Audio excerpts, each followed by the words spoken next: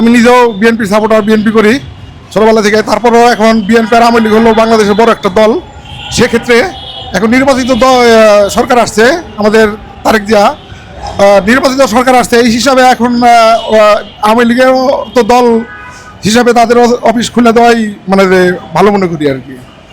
সুপ্রিয় দর্শক, এই ভাই যে বক্তব্যটি উপস্থাপন করলেন, তার বক্তব্যটির সাথে আপনি একমত অথবা দ্বিমত যেটি হন না কেন, কমেন্টসে তা অবশ্যই জানাবেন।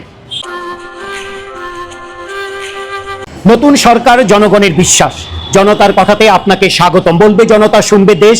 এখানে নেই কোনো মুখোশ, নেই কোনো বাধা, আছে শুধু সত্য ও সাহসী জনতার কথা। এই মুহূর্তে যারা দেশ ও দেশের বাইরে থেকে যে যেখানে যে অবস্থায় আমাদেরকে দেখছেন, তাদের সবাইকে জানাচ্ছি তৃণমূল সাধারণ মানুষের পক্ষ থেকে শুভেচ্ছা। আসুন, সাধারণ মানুষ কি ভাবছে দেশ, সরকার, রাজনীতি নিয়ে, তাই দেখি আজকের ভিডিওতে। ভিডিওটি সম্পূর্ণ দেখে আপনার মতামত কমেন্টে জানান। সেই সাথে চ্যানেলটি সাবস্ক্রাইব করে বা ফলো দিয়ে আমাদের সাথেই থাকুন। আসসালামু আলাইকুম। ওয়ালাইকুম আসসালাম রাহমাতুল্লাহি ওয়া বারাকাতুহু। আপনি তো শুনেছেন যে এখানে বলবে জনতা, শুনবে দেশ, নেই কোনো মুখোশ, নেই কোনো বাধা। জি। আপনি একজন সচেতন নাগরিক হিসেবে আপনাকে আমরা একটি প্রশ্ন জিজ্ঞাসা করতে চাচ্ছি। জি, করেন। সেটি হচ্ছে যে বর্তমানে বিভিন্ন জায়গায় আওয়ামী লীগের অফিস খোলা হচ্ছে, এই বিষয়ে সরকারের কি ধরনের পদক্ষেপ নেওয়া উচিত বলে আপনি মনে করেন? এর মাঝখানে একটি কথা বলে নেই, আপনার পুরো বক্তব্যটি আপনি বাংলা ভাষায় উপস্থাপন করবেন। এর ভেতরে আপনি যদি একটিও ইংরেজি শব্দ ব্যবহার না করেন, তাহলে আমাদের পক্ষ থেকে আপনার জন্য সামান্য নগদ টাকা উপহার রয়েছে।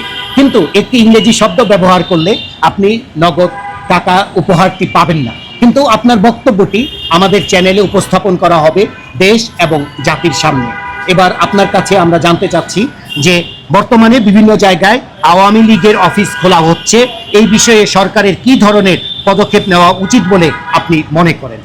যে সরকার, আমি নিজেও বিএনপি সাপোর্টার, বিএনপি করি ছোটবেলা থেকে। তারপরেও এখন বিএনপি আর আওয়ামী লীগ হলো বাংলাদেশের বড় একটা দল।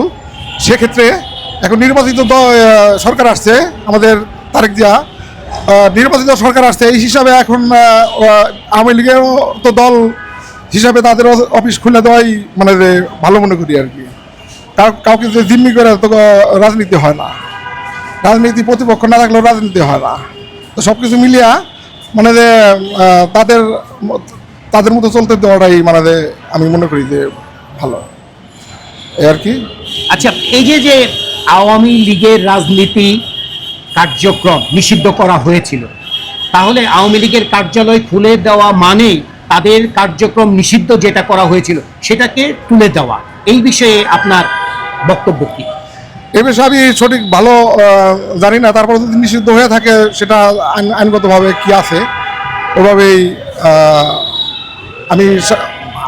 আমি সাধারণ মানুষের মনে করি যে কারো অফিস বন্ধ করে রাখাটা মানে এটা পক্ষে না আর কি, বন্ধ করে রাখার পক্ষে না। এটা যদি আইনগত নিষেধাজ্ঞা থাকে তাহলে তো আইন সম্মান করতে হইব এই আর কি।